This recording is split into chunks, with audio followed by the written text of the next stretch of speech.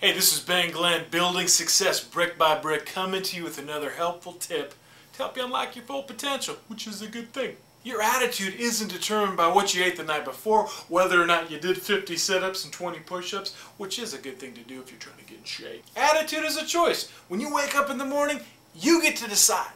Now the truth of it is that we are all going to wake up on the wrong side of the bed. I didn't actually realize that there was a right side and a wrong side of the bed, but we've all woken up on that wrong side. Somehow, someway, we've found it. When you're rocking with one of those terrible attitudes, when you're coming to school feeling like life stinks, school stinks, the bus ride to the school stinks, you can choose to change. You can choose to move away from that direction and go a different direction. I always think of one of my favorite all-time movies, Toy Story.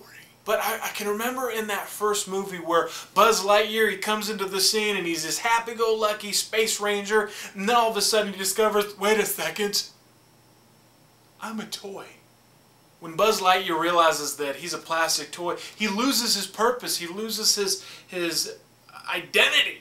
He goes from this happy-go-lucky space ranger who's out to get Zurg or Zog.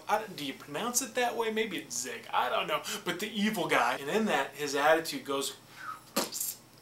When you have a bad attitude, it's hard not to feel like Buzz Lightyear. You just feel like giving up, throwing in the towel. Sometimes it takes an outside influence, and that's where we find Woody, the other plastic toy, the other star of the movie, who comes in, gives an incredible pep talk. Better than any coach. Well, maybe not. At the last moment, we see Buzz grab the right attitude, changes his attitude, which is key. And what happens is he lives a happy life to infinity and beyond, or at least until Toy Story 2 comes out. Another example that might bring it closer to home is that you're going to have situations and circumstances where maybe you go out for an athletic team and your friend makes the team, but you get cut. Your name wasn't on the list, and so now you've got a choice. Am I jealous? Am I envious? Do I loathe them now?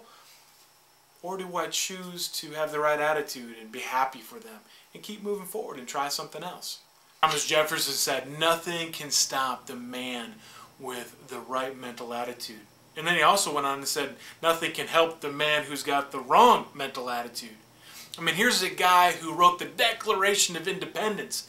Thank God he had the right attitude. I mean, when the 13 colonies were pulling away from Great Britain, I mean, good night. If they would have just given up, if they would have just said, you know what, it's just too much work. We don't feel like it.